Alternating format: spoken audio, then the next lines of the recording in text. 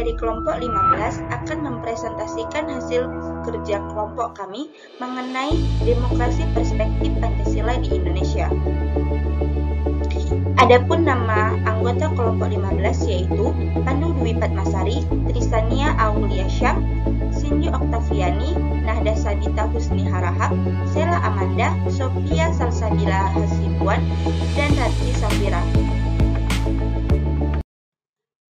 Pengertian demokrasi adalah bentuk sistem pemerintahan sebagai upaya mewujudkan kedaulatan rakyat atas negara untuk dijalankan oleh pemerintah negara tersebut. Indonesia mengakui bahwa demokrasi sebagai alat ukur dari keabsahan politik. Kehendak rakyat adalah dasar utama kewenangan pemerintahan menjadi basis tegaknya sistem politik demokrasi. Demokrasi Pancasila adalah demokrasi yang pelaksanaannya mengutamakan asas musyawarah mufakat untuk kepentingan bersama seluruh rakyat. Bangsa Indonesia adalah bangsa berideologi Pancasila. Oleh karena itu, setiap nilai-nilai sila harus dapat diaplikasikan dalam kehidupan berbangsa dan bernegara, baik negara dan warga negara. Pandangan para ahli mengenai demokrasi Pancasila. Menurut Profesor Darji Darmodiharjo SH, demokrasi Pancasila adalah paham demokrasi yang bersumber kepada kepribadian dan falsafah hidup bangsa Indonesia yang perwujudannya seperti dalam ketentuan-ketentuan pembukaan Undang-Undang Dasar 1945. Adapun menurut Profesor Dr. Andus Notonegoro SH, demokrasi Pancasila adalah kerakyatan yang dipimpin oleh hikmat kebijaksanaan dalam permusyawaratan atau perwakilan serta dengan mewujudkan suatu keadilan sosial bagi seluruh rakyat Indonesia.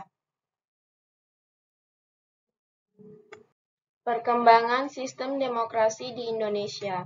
Secara etimologi, demokrasi berasal dari bahasa Yunani, yaitu demos yang artinya rakyat dan kratos atau kratein yang artinya kekuasaan atau kedaulatan. Jadi, demokrasi dapat dimaknai sebagai kekuasaan atau kedaulatan tertinggi berada di tangan rakyat. Menurut C.F. Strong, mengemukakan bahwa demokrasi merupakan suatu bentuk pemerintahan yang ditata dan diorganisir berdasarkan prinsip-prinsip kedaulatan rakyat atau popular sovereignty, kesamaan politik atau political equality, konsultasi atau dialog dengan rakyat, political consultation, dan berdasarkan aturan mayoritas. Prinsip-prinsip demokrasi terbagi menjadi dua, yaitu 1. Kebebasan atau persamaan atau freedom or equality. Kebebasan atau persamaan adalah sebuah dasar dari demokrasi. Kebebasan dianggap sebagai sarana mencapai kemajuan dan memberikan hasil yang maksimal dari usaha orang tanpa pembatasan dari penguasa. Yang kedua, yaitu kedaulatan rakyat atau people's sovereignty. Kebijakan yang dibuat adalah kehendak rakyat dan untuk kepentingan rakyat.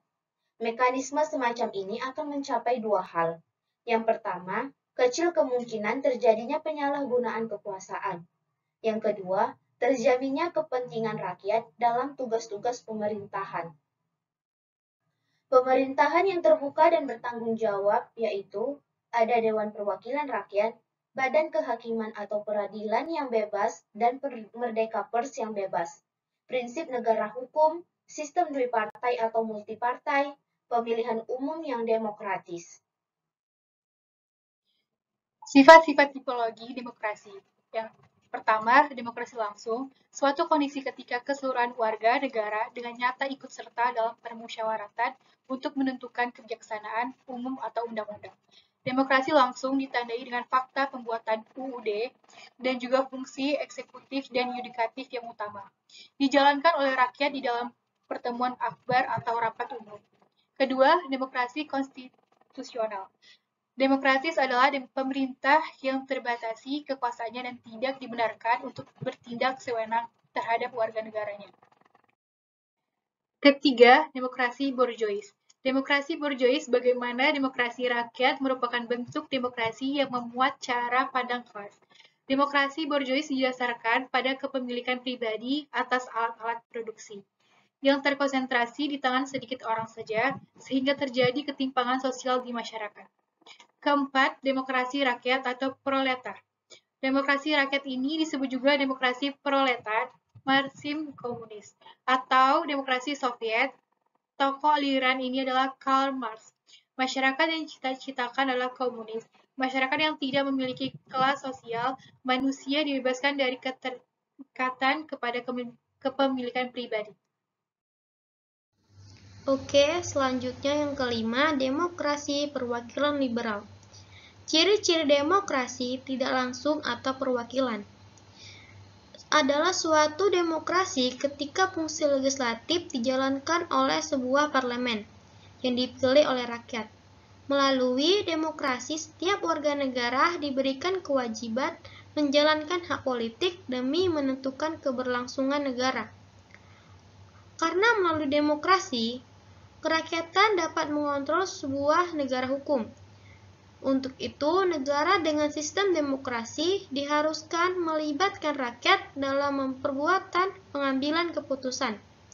Salah satu bentuk keikutsertaan rakyat tersebut adalah menyelenggarakan pemilu. Warga negara yang menganut paham demokrasi mengharuskan keikutsertaan rakyat dalam pembuatan dan pengambilan keputusan, yaitu partisipasi warga negara dalam pemerintahan. Pembukaan Undang-Undang Dasar 1945 telah memberikan pandangan filosofis. Cita-cita negara hukum modern yang demokratis yaitu negara demokrasi yang berlandas hukum. Pada alinea keempat pembukaan Undang-Undang Dasar, yaitu kemerdekaan kebangsaan Indonesia terbentuk dalam susunan negara Republik Indonesia yang berdaulatkan rakyat. Ini memberikan ketegasan bahwa demokrasi dianut dengan prinsip negara konstitusional. Demokrasi dipilih berlandasan pada martabat dan kesederajatan manusia. Dasar-dasar pelaksanaan demokrasi Pancasila. A. Pada ketuhanan yang Maha Esa. B. Menjunjung tinggi hak asasi manusia. C. Berkedaulatan rakyat. D. Didukung oleh kecerdasan warga negara. E. Sistem pemisahan dan pembagian kekuasaan negara. F. Menjamin otonomi daerah. G. Demokrasi yang menerapkan prinsip rule of law. H. Sistem peradilan yang merdeka, bebas, dan tidak memihak. I. Mengusahakan kesejahteraan rakyat. J. Berkeadilan sosial, sedangkan fungsi demokrasi Pancasila adalah Fungsi demokrasi Pancasila adalah 1.